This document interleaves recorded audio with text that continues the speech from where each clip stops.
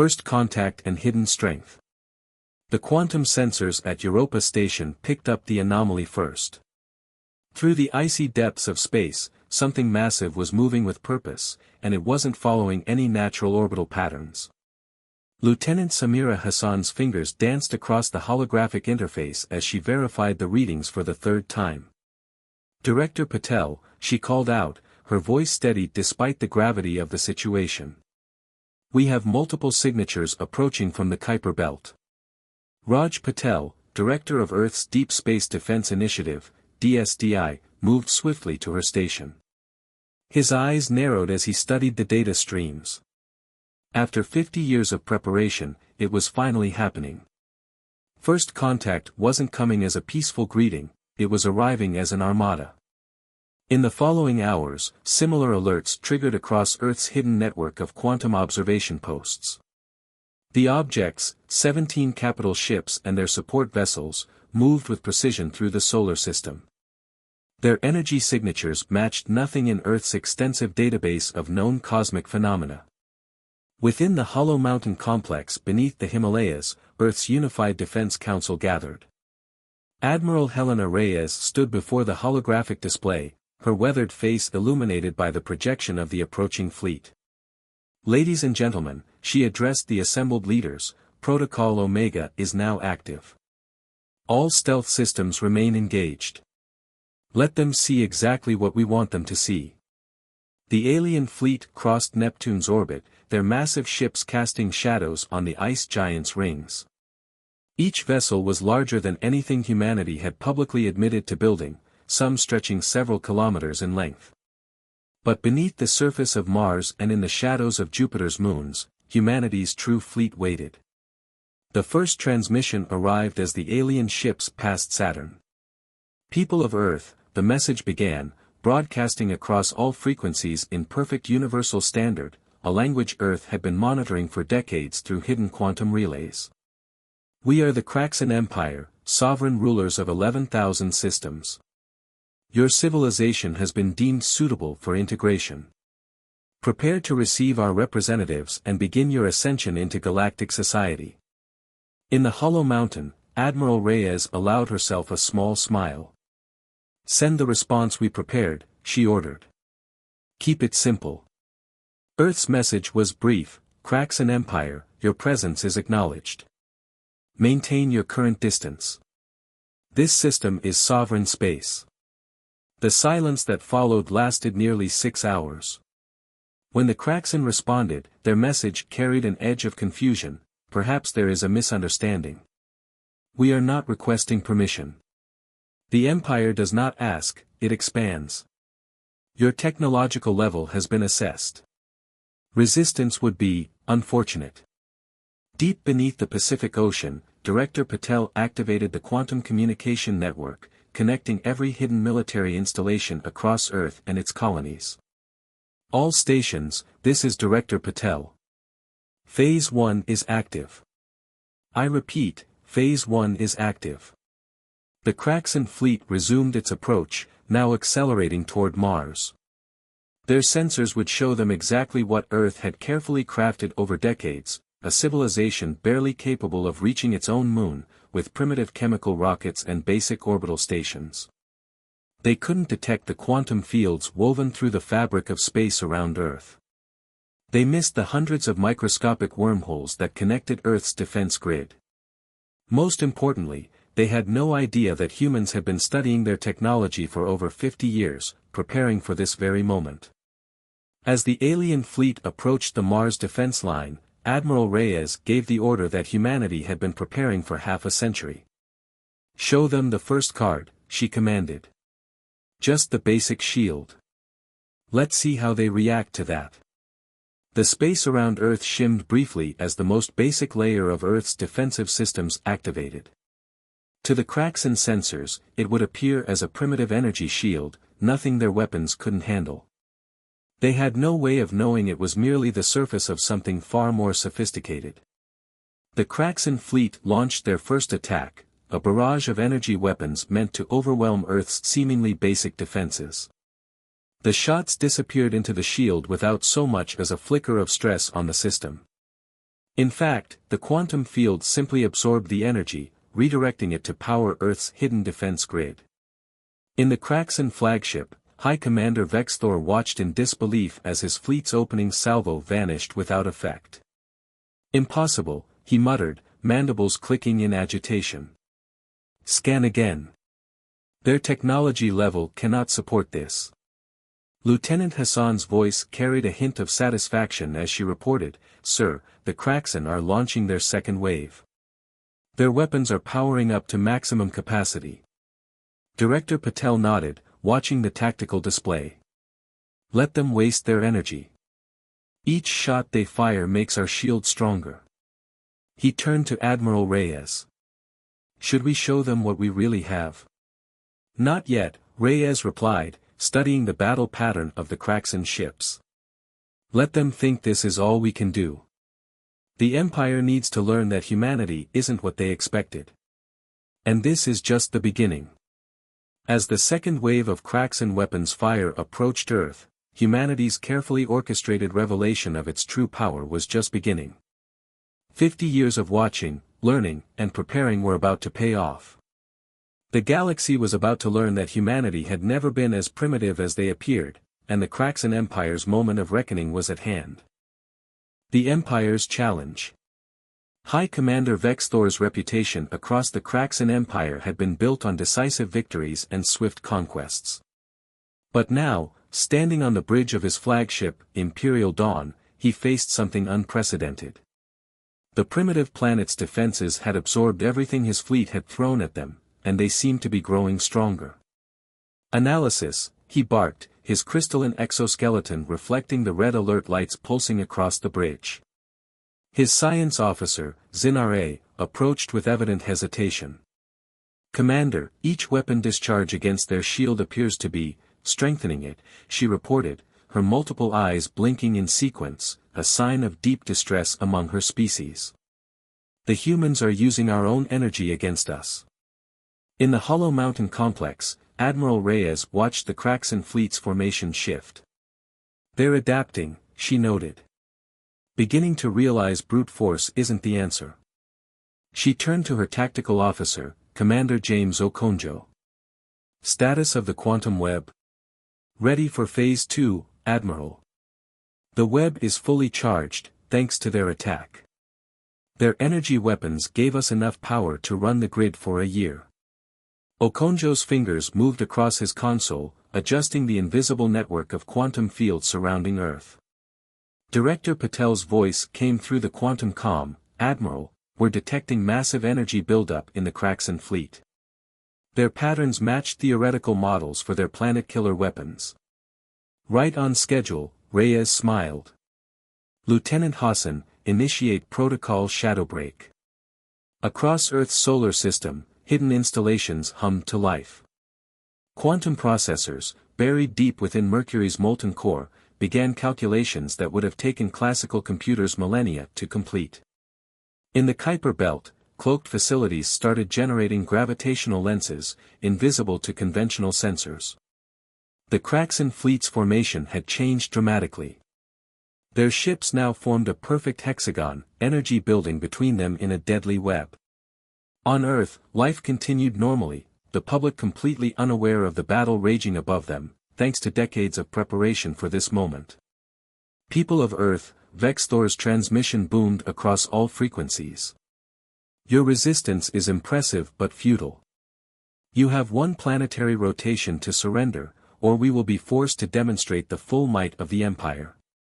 Admiral Reyes stood, straightening her uniform. "Put me through to their command ship." The communications officer nodded, and Reyes spoke, her voice carrying the weight of humanity's prepared response. "High Commander Vexthor," she began, watching his mandibles twitch in surprise at her knowledge of his name, "perhaps it's time we had an honest conversation. Your sensors show you what we want them to show. Your intelligence reports tell you what we want them to tell. You're not fighting a primitive civilization, you're fighting shadows of our choosing." As if to emphasize her point, quantum fields across the solar system shifted. Suddenly, the Kraxan fleet sensors came alive with thousands of new signatures. Hidden installations, cloaked ships and defense platforms shimmed into view, surrounding the Empire's forces in a complex three-dimensional web. Impossible. Vexthor's composure cracked. These readings, they can't be real. Oh, they're very real, Commander, Reyes replied. For 50 years, we've watched the galaxy. We learned. We prepared. Every ship you sent to secretly observe Earth.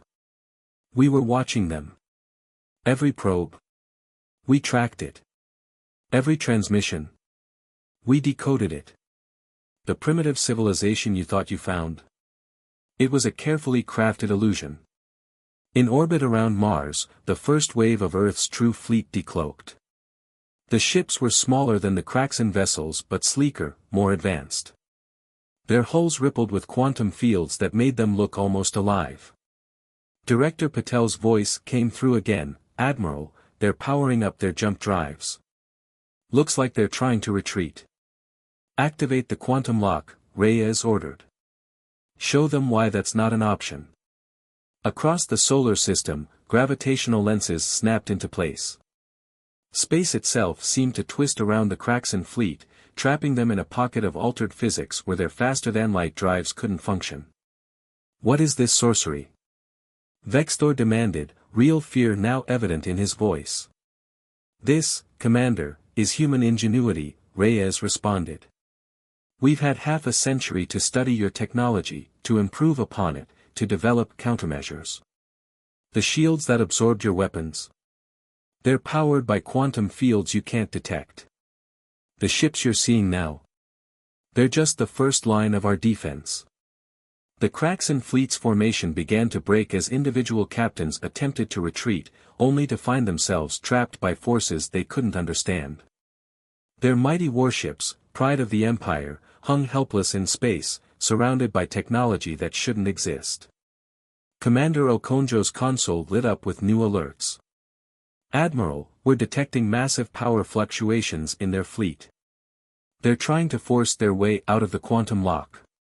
Let them try, Reyes said calmly. Every bit of energy they expend strengthens our hold on them. She turned to face the tactical display. Send in the whispers. From the dark side of Mars, a new type of vessel emerged. Small, almost invisible even to advanced sensors, the Whisper-class ships moved like ghosts through space. They carried humanity's most sophisticated quantum weapons, technology that could disable a warship without firing a single destructive shot. As the first wave of Whispers approached the trapped Kraxan fleet, Admiral Reyes opened the channel once more. High Commander, you have a choice to make. You can continue this futile battle, or you can accept that humanity isn't what you thought we were. The galaxy is about to change, Vexthor. The only question is whether the Kraxan Empire will change with it, or be remembered as the empire that fell because it underestimated Earth. Counter-strike. Time seemed to freeze in the space between Earth and Mars as the Whisper-class ships surrounded the trapped Kraxan fleet. Lieutenant Hassan's voice broke the tense silence in the Hollow Mountain Command Center. Admiral, we're detecting a new quantum signature. Something big just emerged from hyperspace beyond Neptune.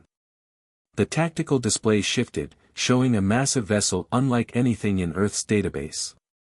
It dwarfed even the largest Kraxan warships, its hull crackling with exotic energy patterns. The world render, High Commander Vexthor's voice carried a note of triumph. Our supreme weapon arrives. Perhaps now you'll reconsider your position.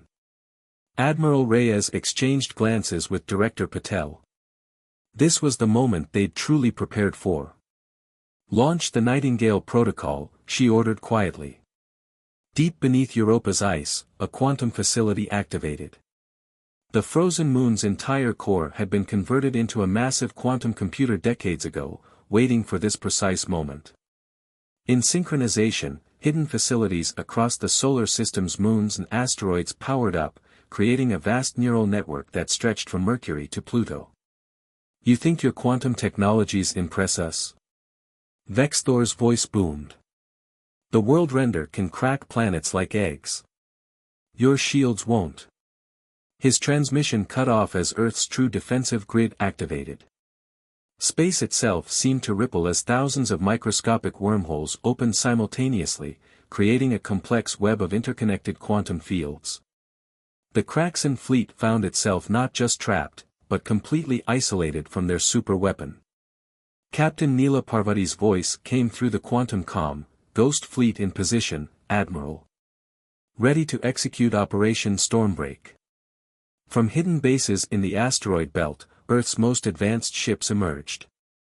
The Ghost Fleet represented the pinnacle of human military technology, vessels that could manipulate gravity itself, armed with weapons that could disable enemy ships without destroying them. "Begin the operation," Reyes commanded. "Standard containment protocols. No unnecessary casualties." The Ghost Fleet moved with impossible grace, their quantum drives allowing them to ignore conventional physics. They split into 3 attack groups, executing a battle plan 50 years in the making.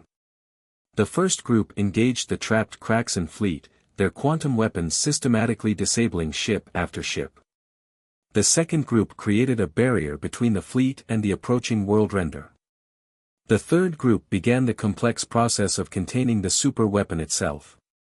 In the world render's command center, Supreme Marshal Kexthan watched in disbelief as Earth's forces executed maneuvers that should have been impossible.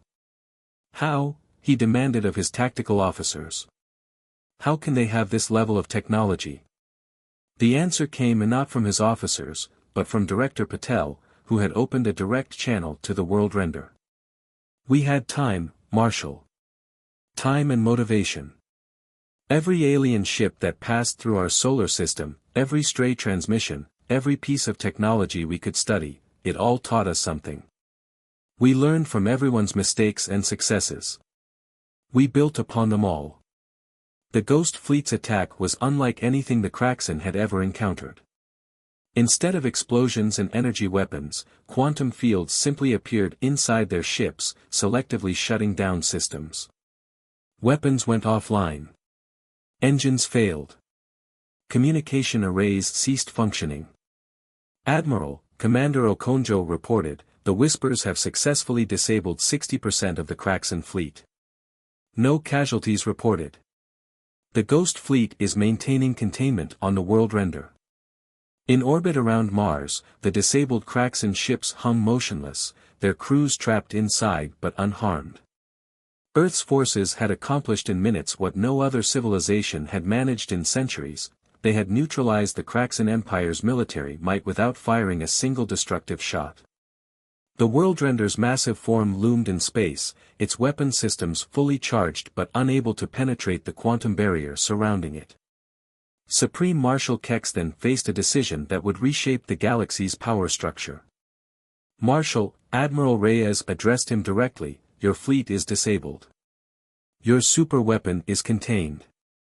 But not a single one of your people has been harmed. This is not an accident. We are not here to destroy the Kraxan Empire, we are here to change it." Lieutenant Hassan's console lit up again. "Admiral, we're detecting multiple quantum signatures. More Kraxan ships entering the system." "Right on schedule," Reyes nodded. "It seems the Empire's Council of Elders has arrived to see the situation for themselves." A new transmission cut through all channels, carrying the unmistakable authority of the Kraxan Empire's ruling council. But before they could speak, Earth activated the final phase of its plan. Across the solar system, cloaked facilities revealed themselves, each demonstrating a different aspect of human technological advancement. Quantum shields that could envelope entire planets. Gravity wells that could redirect asteroids. Energy production systems that could harness the power of stars. "Welcome to Earth," Director Patel addressed the Council of Elders. "We believe it's time for a new kind of conversation. One between equals. The galaxy is changing, and we're offering the Kraxan Empire a chance to change with it. The choice, as always, is yours." The hidden arsenal. The Kraxan Council of Elders ships hung in space alongside their disabled fleet, their ornate vessels gleaming against the backdrop of Mars. Inside the hollow mountain complex, Admiral Reyes studied the 12 crystalline ships that carried the Empire's highest authority. Each one was a masterpiece of engineering, yet now they too were caught in Earth's quantum web. "Your demonstration is impressive," First Elder Zixol's voice carried across all channels, her tone carefully measured. "But surely you understand that the Empire cannot simply retreat. Thousands of worlds look to us for leadership. Our authority must be maintained." Director Patel stepped forward, his hologram appearing in the Council's chamber through quantum entanglement technology. "Perhaps, First Elder, it's time to redefine what authority means in our galaxy." As if responding to his words, Earth's final defensive systems activated. From Jupiter's atmosphere, massive structures emerged, construction yards that had been hidden in the gas giant storms for decades. Around Saturn, rings of spacecraft assembly facilities decloaked, revealing ships unlike anything the Kraxan had ever seen. Commander Okonjo's voice was quiet but clear. "Revelation protocol initiated, Admiral. All Phase 4 systems are now visible." The Kraxan Council watched in stunned silence as humanity's full technological might was revealed. Quantum gates large enough to move planets. Dyson swarm collectors around Mercury, harvesting solar energy at unprecedented scales. Antimatter production facilities hidden in Venus's atmosphere. "Impossible," Third Elder Kaxnor whispered. "No civilization could have built all this in secret." "Not in secret," Admiral Reyes corrected, her hologram joining Patel's in the Council chamber. "In plain sight. Every scout ship you sent, every probe, every surveillance attempt, they all reported exactly what we wanted them to see. We built our defenses around your blind spots, developed our technology by learning from every species that passed through our system." The tactical display suddenly lit up with new alerts. Lieutenant Hassan's hands flew across her console. Multiple quantum signatures detected. "The Empire's secondary fleet is arriving." True to her words, space around Uranus rippled as hundreds of Kraxan warships emerged from hyperspace.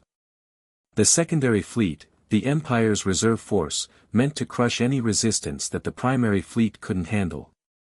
Admiral Reyes merely nodded. "Right on time. Director, shall we show them the Lazarus grid?" Across the solar system, a new type of quantum field shimmered into existence. Unlike the defensive shields or weapon systems, this was something entirely different.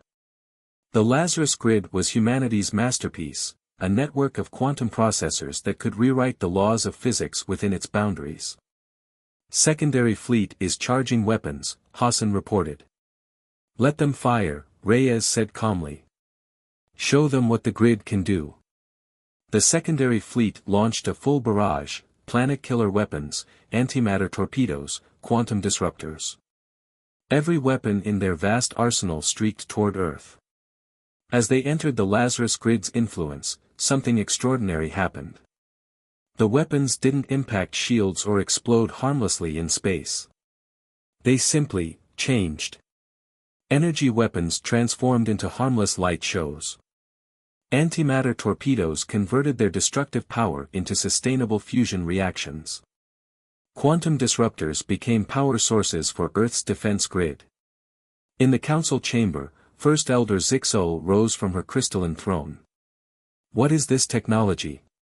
How is this possible?" Director Patel gestured, and a holographic display appeared before the Council, showing the fundamental principles behind the Lazarus grid. "We call it reality engineering," he explained. "The ability to locally rewrite the laws of physics themselves. It's what happens when you spend 50 years studying every piece of technology in the galaxy and learning how to transcend their limitations." The secondary fleet tried to retreat, only to find themselves caught in the same quantum lock as the primary fleet. Now thousands of Kraxan ships hung powerless in space, surrounded by technology they couldn't comprehend. "You could destroy us all," Second Elder Vaxtel observed. "Yet you haven't fired a single destructive shot. Why?" Admiral Reyes smiled. "Because destruction has never been our goal. Humanity didn't develop all this technology to conquer or destroy. We built it to protect, to defend, and yes, to change the galaxy for the better. From the quantum facilities near Mercury, a new type of signal began broadcasting, data streams containing technological and scientific knowledge. Not weapons or military secrets, but innovations in medicine, energy production, environmental restoration, and faster-than-light travel. This is our true arsenal, Director Patel declared. Knowledge that could transform every world in the Empire. Technologies that could end scarcity, heal worlds, and unite civilizations. We're not asking for surrender, First Elder. We're offering partnership.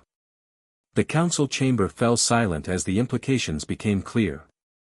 Earth hadn't just challenged the Empire's military might, it had shattered the very foundations of their power structure. The question now wasn't whether the Empire would fall, but whether it would transform. Dawn of a new era. The quantum displays in the Hollow Mountain complex showed thousands of Kraxan ships suspended in space, their mighty weapons silenced, their advanced drives nullified. But it was the small crystalline vessel approaching Earth that held everyone's attention. The Council of Elders had made their decision. Status of the diplomatic shuttle? Admiral Reyes asked, her eyes fixed on the approaching ship. Lieutenant Hassan monitored the quantum sensors. Clean, Admiral. No hidden weapons or transmission devices. They've accepted our protocols completely. In the 50 years humanity had prepared for first contact, they had developed countless military contingencies. But it was the diplomatic protocols they'd crafted that were now proving most valuable. The shuttle landed at the newly revealed Quantum Diplomatic Center in Geneva, a facility that had existed for decades beneath the appearance of an ordinary office building. First Elder Zixol emerged, her crystalline form catching the sunlight as she took her first steps on Earth. Director Patel and Admiral Reyes waited at the facility's entrance. Behind them stood representatives from every nation on Earth, a unified human front facing the galaxy's largest empire. Your world is, not what we expected, Zixol admitted, her translator converting her harmonic speech into perfect standard. In all our history, no civilization has ever hidden its true nature so completely. We had good teachers, Patel responded. Every species that passed through our system, every probe you sent, every transmission we intercepted, they all taught us something valuable. Most importantly, they taught us patience. Inside the quantum center's main chamber, holographic displays showed the current state of the solar system. The disabled Kraxan fleets hung in space, surrounded by Earth's revealed defenses. But now, those same defensive systems were being repurposed. The Lazarus grid, initially designed to neutralize weapons, was being used to repair damaged Kraxan ships. Quantum fields that had trapped the fleet were now providing them with power and life support. Commander Okonjo's voice came through the quantum comm, Admiral, the Ghost Fleet has completed emergency repairs on 80% of the Kraxan vessels. All crews are safe and stable. The council members watched in amazement as human technology not only contained their forces but actively aided them. This was power wielded not for destruction, but for preservation and progress. You must understand, Second Elder Vaxtel spoke, the Empire has stood for 10,000 years. We have brought order to chaos, unity to division. Through force, Admiral Reyes noted. But there are better ways to achieve unity. She gestured, and the holographic display shifted, showing the technological database Earth had begun sharing. Imagine an empire built not on military might, but on shared progress. Not on submission, but on cooperation. The quantum processors beneath Europa activated again, this time projecting a simulation of how Earth's technology could transform worlds across the galaxy. Barren planets made habitable. Dying stars stabilized. Faster-than-light travel made safer and more efficient. Your civilization, First Elder Zixol observed, has achieved what we thought impossible. You advanced beyond us while appearing primitive. You contained our military might without destroying it. And now you offer to share this knowledge freely. Not freely, Director Patel corrected. There are conditions. The Empire must change. No more forced integrations. No more subjugation of developing worlds. Instead, we propose a new organization, a galactic coalition, where every civilization has a voice. In space, the quantum fields around the Kraxan ships began to shift. One by one, their systems came back online, but something had changed. The quantum technologies Earth had developed hadn't just disabled their weapons, they had transformed them.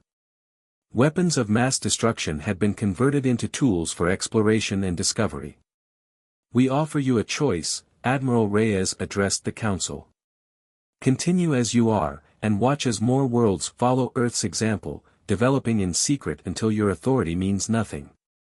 Or join us in building something new. Your experience in managing thousands of worlds, combined with our technology and philosophy of cooperation. Lieutenant Hassan's voice came through one final time, Admiral, we're detecting quantum signatures from across the galaxy. It seems news of today's events has spread. Ships from hundreds of worlds are requesting permission to enter the system.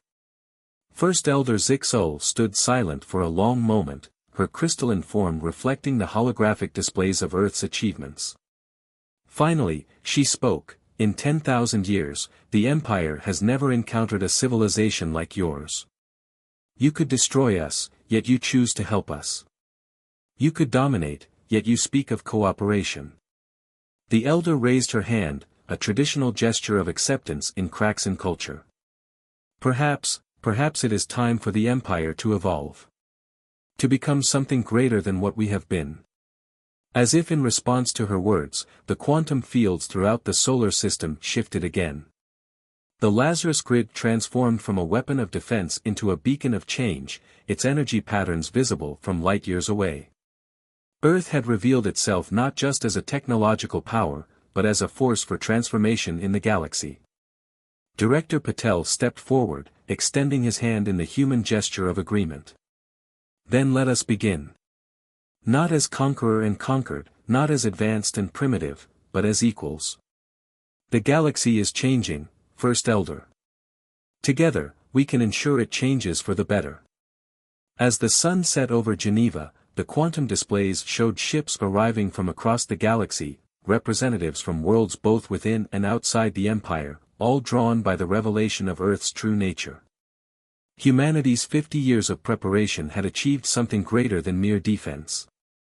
They had created an opportunity for genuine change. The dawn of a new era had arrived, not through conquest or submission, but through the very qualities that had allowed humanity to hide for so long, patience, ingenuity, and the wisdom to know that true power lies not in destruction, but in the ability to transform.